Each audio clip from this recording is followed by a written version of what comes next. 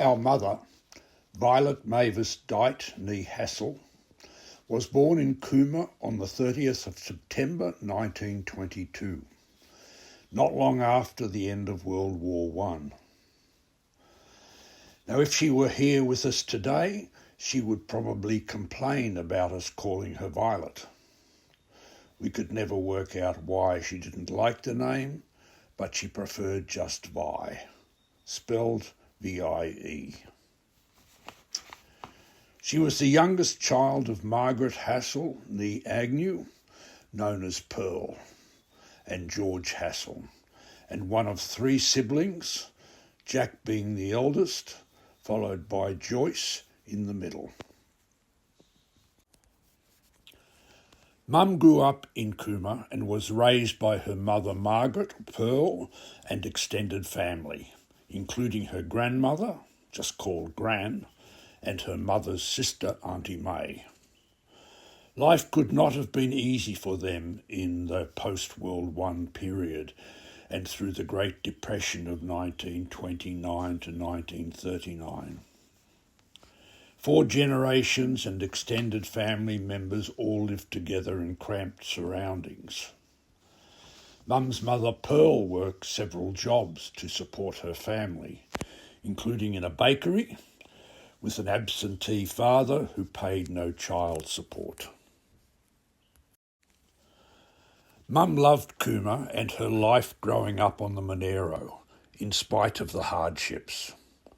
She spoke fondly of her school years, in particular. She participated in theatre and variety events at high school. She was a house captain and wrote about school events in the Cooma State High School newsletter. She loved her school sports, including hockey and volleyball. Mum would tell stories of travelling to school sporting events in various towns throughout the Monero, including Nimitabel and Jindabyne. She also played tennis, golf, and was an accomplished skier.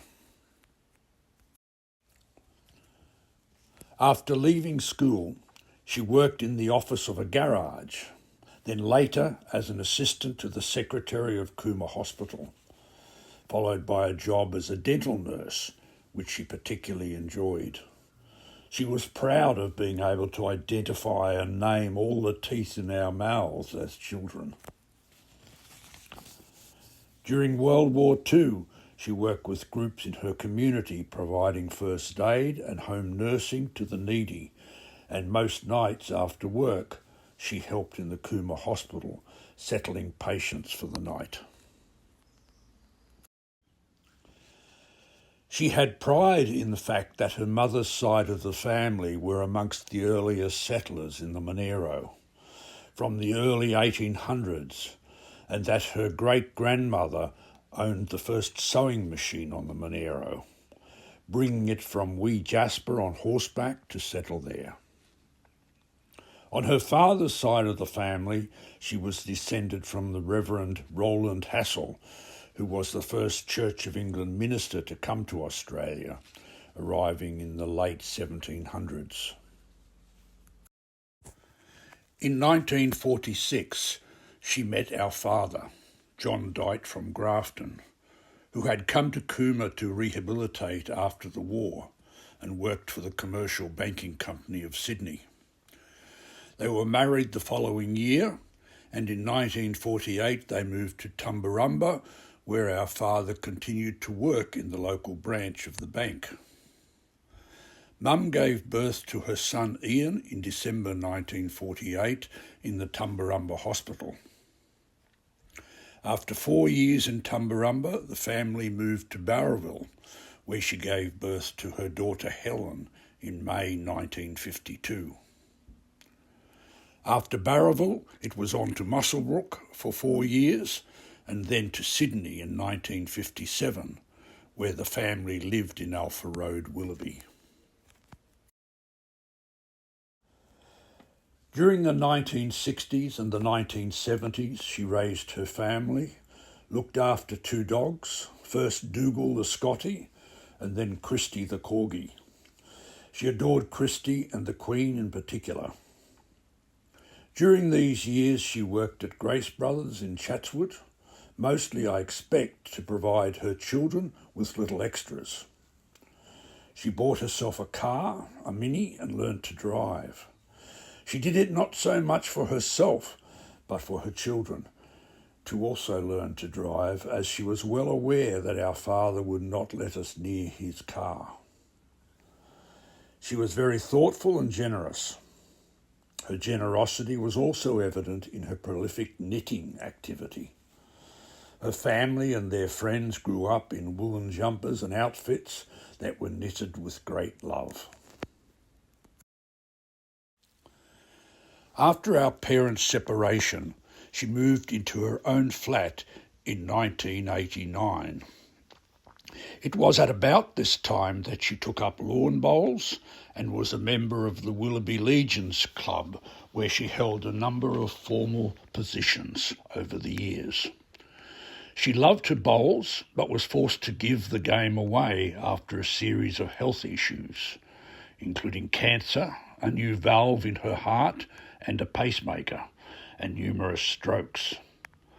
However, she kept in touch with many of her friends from bowls up until the end of her life, as she did with friends from her days at Grace Brothers.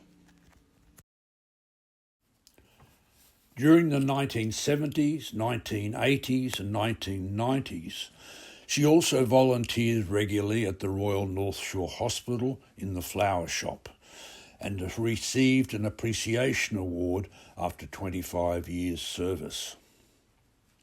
Our mother was an avid reader, and until her eyesight deteriorated in later years, she would have books delivered to her regularly by the local library and devour them all.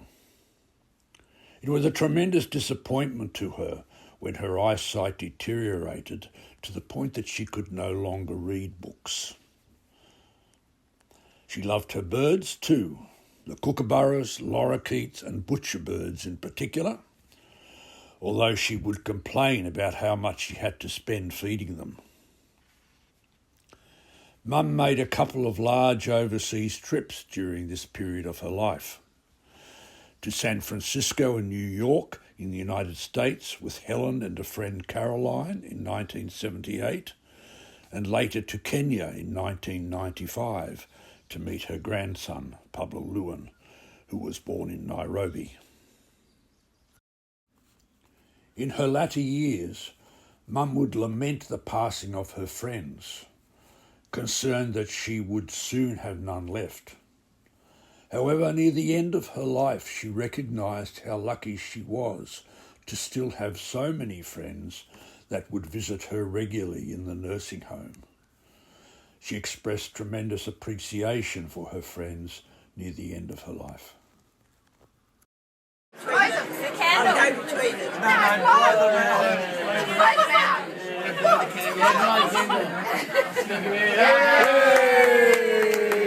Now cut the cake. Look out for that knife. There we go. Hey, Stanley. Well done, good one. Up he goes.